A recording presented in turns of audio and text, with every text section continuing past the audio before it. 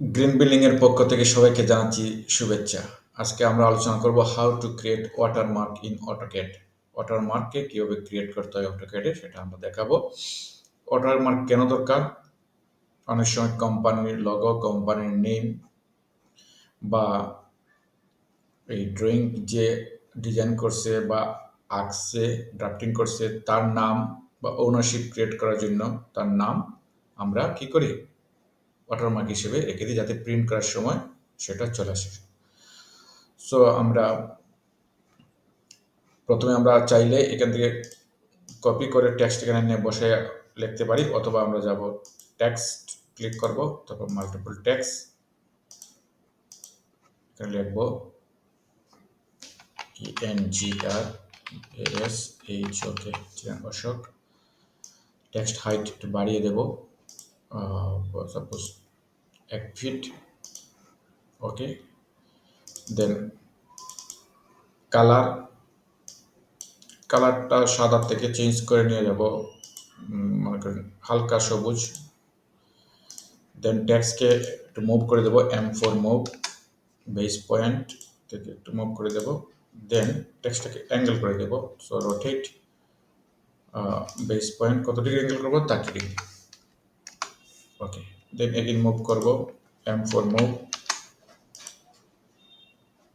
ওকে, দেন transparency বাড়াই দেবো। Transparency বাড়ানোর জন্য আমরা একটা লেয়ার ক্রিয়েট করতে হবে। প্রপার্টিস, ক্রিয়েট লেয়ার, নাম দেব ওয়াটারমার্ক, WATER।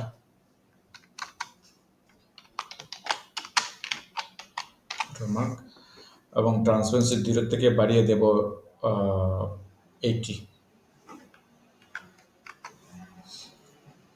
ওকে, ক্লোজ, লেয়ার সিলেক্ট, তারপর যাব লেয়ার প্রপার্টিসে, সেখানে গিয়ে আমরা ওয়াটারমার্ক সিলেক্ট করব। ওকে, এখন দেখা যাচ্ছে। আর দেখি প্রিন্টে কেমন আসে। আমরা যদি লেআউট 1-এ যাই অথবা লেআউট 2-এতে যাই, দেখো ওয়াটারমার্ক আসছে, কিন্তু ট্রান্সপারেন্সি বেশি হয়ে গেছে। আর একটু ট্রান্সপারেন্সি কমিয়ে দেবো। তো চাইলে আমরা এখান থেকে কমাতে পারি। লেয়ার প্রপার্টিসে যাব, দেন ওয়াটারমার্ক সিলেক্ট, কমিয়ে দেব 60।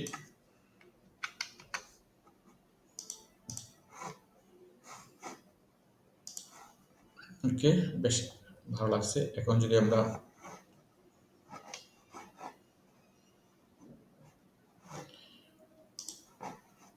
ওকে, সো আমরা যদি প্রিন্ট করতে যাই, Ctrl+P, প্রিভিয়াস ফ্লট, আগের সকল সেটিং চলে আসবে, window,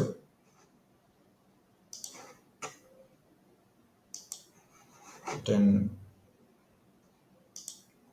মনোক্রম, okay, landscape, fit to paper, centre the plot, review. তাহলে ওয়াটারমার্কটা চলে আসবে। সো আশা করি আপনাদের অনেক ভালো লেগেছে।